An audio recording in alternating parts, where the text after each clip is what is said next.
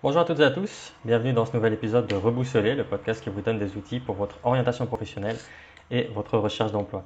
Aujourd'hui, j'ai le plaisir de recevoir Sylvie Franz et on va parler de bilan de compétences, donc plutôt d'orientation professionnelle. Si vous êtes actuellement en questionnement, eh ben, le bilan de compétences peut être un outil pour vous, c'est-à-dire aller voir un conseiller ou une conseillère en orientation. Et justement, si vous hésitez, si vous ne savez pas si c'est fait pour vous ou pas, ou si vous ne savez pas qu'est-ce qu'on y fait, ben c'est ça que Sylvie va nous expliquer. Donc, si vous êtes en phase de questionnement, si vous voyez plus vraiment le sens de ce que vous faites ou que vous cherchez le sens de ce que vous voulez faire, vous dites bah, là pour moi ça n'a plus beaucoup de sens, mais en même temps je ne sais pas qu'est-ce qui aurait du sens. Enfin, si vous vous questionnez là-dessus, si ça peut être une des choses pour lesquelles c'est intéressant et dont on n'a pas discuté dans le podcast. Dans le podcast, on va discuter d'autres scénarios pour lesquels c'est intéressant, mais la perte de sens, c'est aussi un des points clés qui peut être adressé en bilan de compétences. Donc voilà, si vous vous posez ces questions, que vous vous demandez ben, si ça peut être intéressant pour vous et qu'est-ce qu'on fait pendant un bilan de compétences, ce podcast-là est pour vous. Donc sans plus attendre, le podcast avec Sylvie France, que je remercie pour la qualité de son intervention.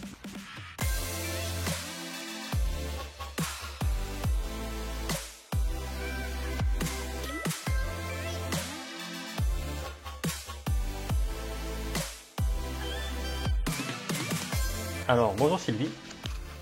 Bonjour. Je te remercie de participer à ce podcast et d'avoir accepté l'invitation. Est-ce que pour les personnes qui ne te connaissent pas, tu peux te présenter?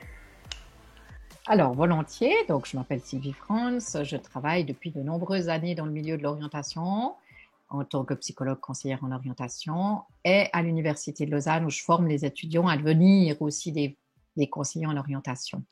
Depuis Mhm. plusieurs années, j'œuvre aussi au sein d'une association privée sur Lausanne et à l'accompagnement des adultes au bilan de compétences, entre autres. Mhm. Ok, et du coup, alors on va parler de bilan de compétences. S'il y a des personnes qui se posent un peu des questions, qui se disent, ouais, ça pourrait être intéressant pour moi ou pas, je sais pas, à qui s'adressent les bilans de compétences et à quoi ça sert? OK. Donc, généralement, c'est des adultes ou jeunes adultes au bénéfice déjà d'une expérience professionnelle. Mhm. Ça peut s'adresser à tout le monde, au fond. Euh, voilà, public salarié en emploi, hein, Mhm. public aussi demandeur d'emploi, Mhm. euh, personnes en insertion, en réinsertion professionnelle. Donc, toute personne qui se pose des questions sur son parcours professionnel, sur ses choix, et qui peut avoir une forme d'insatisfaction euh, et voilà, recherche des solutions, finalement, à Mhm. ces questions, des réponses. Ouais, ouais. Et quelles sont les retombées positives alors? Quels sont les effets d'un bilan de compétences une fois qu'on l'a fait en général? Mhm. Bon, alors, il y a plusieurs effets comme ça, hein, mais je pense que, bon, je vais en décrire quelques-uns, hein. Mhm. La redynamisation de la personne, je pense que c'est très fort, dans le Mhm. sens qu'elle vient en se centrant sur ses aspects professionnels, Mhm. aussi personnels hein, aussi, et en se reconnectant à ses questionnements hein, de manière comme ça accompagnée, Mhm. elle se remet en mouvement en fait. Hein. Elle retrouve des solutions comme ça à, à ces questions. Elle, voilà, elle découvre des choses aussi sur elle-même et puis ça l'aide à aller de l'avant, ça l'aide à la mettre en mouvement. Mhm. Autant que ce soit dans la recherche d'informations peut-être concrètes hein, sur les métiers, sur ce qu'elle veut faire, sur les formations, mais aussi en termes de connaissance de soi, d'introspection, de réflexion sur soi. Mhm. Donc il y a réellement une remise en mouvement. Mhm. Après, il y a aussi une meilleure connaissance de soi, meilleure connaissance aussi de ses compétences, de ses capacités, de ses forces, ses valeurs, de ce qui compte pour elle dans sa vie, et Mhm. du coup, de ses priorités de vie. Mhm. Et du coup, à travers ça, un renforcement identitaire très important, une reprise de confiance en soi qui se fait de manière importante. Mhm. Une capacité certainement aussi à mieux se décrire, à mieux se présenter, Ouais. Euh, et puis, du coup, à mieux pouvoir se vendre, entre guillemets, j'aime pas trop ce terme, mais en tout cas se Mhm. présenter sur le marché de l'emploi. Mhm. Donc ça, c'est vraiment effectivement un aboutissement comme ça concret aussi de cette démarche, que le fait d'arriver à mieux se présenter à un employeur en cas de recherche d'emploi, ou Mhm. voilà, à mieux se définir sur ses besoins aussi au sein de son emploi, par exemple. Mhm. Si on a envie, par exemple, de grimper dans les échelons ou d'essayer d'évoluer professionnellement aussi au sein de son entreprise, de mieux savoir ce qui est bon pour soi et mieux pouvoir se positionner dans Mhm. son emploi.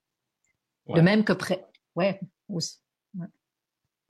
Aussi une clarification comme ça de son projet. Mhm. Être plus au clair justement sur ce qu'on a envie. Est-ce qu'on a envie de rester là où on en est?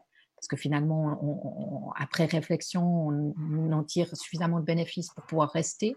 Ou est-ce que un changement nous semble important? Et puis à ce moment-là, quel changement et où aller? Du coup, une définition comme ça plus claire des cibles pour la Mhm. suite. Mhm. Ok, ouais, ouais, donc on voit que ben, le bilan de compétences, ça peut, si vous avez discuté avec vos amis, avec votre famille, puis que vous êtes un peu bloqué, ça peut vous donner un autre point de vue et puis d'autres informations sur vous-même, sur l'environnement, sur les projets que vous pouvez avoir et aussi sur le comment arriver à ces projets-là. Donc il y a le côté remotivation, comment on dit, remobilisation, et il y a le côté aussi Mhm, projet concret à la fin, quoi. exactement. Ok, donc voilà, bah si, disons, les bilans de compétences s'adaptent aussi, hein, c'est pas, on fait pas toujours la même procédure, du coup, ça dépend de vos besoins, quels sont vos soucis ou vos problèmes ou la situation que vous voulez éclaircir, ensuite on peut l'adapter. Mais de manière générale, ça se passe un peu toujours de la même, dans une même séquence, si on veut. Qu'est-ce qu'on fait dans un bilan de compétences alors? Qu'est-ce qui s'y passe? D'accord. Oui, donc là, je vais décrire une forme de bilan de compétences hein, qui n'est pas la forme, parce que je crois que tu le dis très bien qu'on fait du sur-mesure hein, pour les personnes qui viennent nous trouver. Mhm, On cible en fonction de leurs propres besoins, mais disons qu'on va passer justement par trois phases. Une première phase qui est une rétrospective, mhm, qui est aussi là, dans un premier temps, pour prendre connaissance de la personne, de son parcours, de ses expériences de vie à la fois professionnelles, mais aussi en dehors de la profession, parce qu'on n'est pas que mhm, un être de profession, hein, professionnel. mhm, Et aussi pour justement apprendre à la connaître et à savoir mieux qu'est-ce qu'elle cherche à travers ce bilan de compétences. Donc il y a vraiment toute cette phase rétrospective, parcours de vie, parcours professionnel. mhm, Une phase présente, deuxième phase comme ça, hein, du présent, c'est-à-dire là où elle en est aujourd'hui, quel est son bagage, hein, qu'est-ce qu'elle a acquis jusque-là. mhm, Et du coup, ça se nomme en termes de compétences précisément, mhm, hein, de ses expériences, quelles compétences est-ce qu'elle a acquises jusque-là, mais également en termes d'intérêt, de valeur, de personnalité, hein, de qui est-ce qu'elle est devenue comme mhm, personne, et voilà, de ce qui compte pour elle dans sa vie.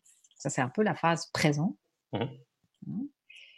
Pour mieux se projeter dans une troisième phase, qui est souvent effectivement en fin de processus d'accompagnement, vers des cibles et projets professionnels qui l'intéresseraient. Euh, voilà, et donc là, ça va être effectivement une phase où on va tenir compte de ce qui s'est déroulé avant dans son bilan, de ce qu'elle a acquis jusque-là, mhm, et de ce qu'elle a pu mettre en évidence et découvrir sur elle-même, pour aller chercher généralement de l'information aussi hein, au niveau des métiers, des professions, explorer un petit mhm, peu afin de définir des pistes et les moyens pour y arriver.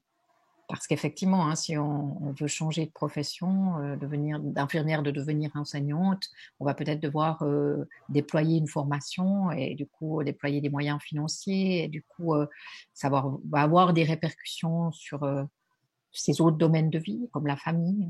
Et mhm, du coup, on va discuter aussi de ces contraintes et ressources, je dirais, du milieu, mhm. de la personne pour essayer de mettre un plan d'action, faire un plan d'action avec elle sur les Ouais. étapes à venir. Mhm. Ok, ouais, donc si je résume, on part d'une situation où on est dans une phase de questionnement, il y a quelque chose qui n'est pas clair. Et donc, bah, si c'est le cas, d'abord, on vous encourage à aller voir un conseiller ou une conseillère en orientation. Regardez près de chez vous, il y en aura certainement. Alors, ce qu'on fait, c'est que dans une toute première phase, ben, déjà, on analyse quelle est votre situation, quelle est votre demande, en fait, quel est le problème, disons.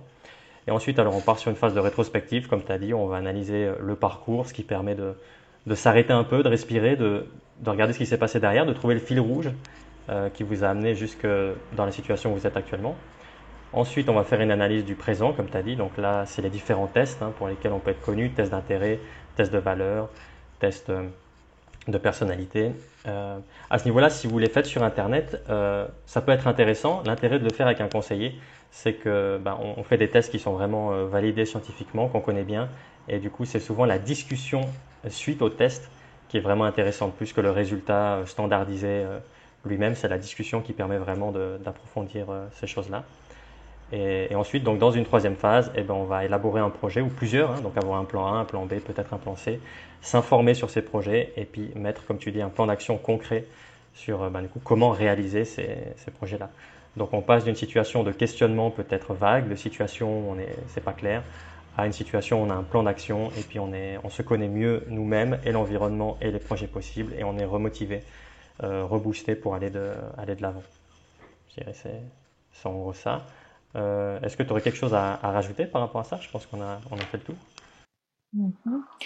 Non, je pense que c'est bien. Comme tu dis, les outils qu'on utilise ce sont des outils quantitatifs. Il y a aussi des outils qualitatifs qu'on peut utiliser, que nous on nomme qualitatifs, c'est-à-dire que c'est pas des outils standardisés tels que l'on peut trouver comme ça sur Internet, mais c'est plus des outils qui sont créés pour les besoins de la personne, puis qui vont les guider en fait dans leur réflexion sur leur expérience professionnelle afin de retirer des compétences. Donc ça, ce ne sera pas des outils tels que des questionnaires ou des tests précisément, c'est plutôt effectivement quelque chose qui se crée par écrit et qui est mis en forme par nous-mêmes, on propose à la personne de façon à la guider dans sa réflexion.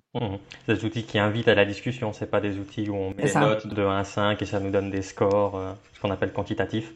C'est vraiment des questions ouvertes. Et le fait de devoir l'écrire ou y répondre, ça aide à explorer soi-même les questions et puis à structurer un peu ces réponses, ce qu'un test quantitatif ne permet pas. Il permet de faire d'autres choses, mais voilà, donc souvent on peut adapter selon la personne ou selon ce qui a besoin d'être fait, les tests aussi. Et les tests qualitatifs, en l'occurrence, vous ne les trouvez pas sur Internet, quoi. Sur Internet, c'est plutôt des tests quantitatifs. Ouais. Ok, d'accord. Je te remercie, Sylvie, pour ton intervention. Donc voilà, de nouveau, on vous encourage, si vous êtes en phase de questionnement, si ce que vous avez entendu ici vous parle, voilà, renseignez-vous autour de vous. Vous avez certainement des conseillers, des conseillères en orientation qui sont à votre disposition. Si cette vidéo vous a plu, qu'elle vous a aidé, n'oubliez pas de l'aimer, la partager, vous abonner à la chaîne pour être informé des prochains podcasts avec certainement Sylvie ou d'autres. Et on se retrouve tout bientôt en vidéo. À bientôt. Au revoir.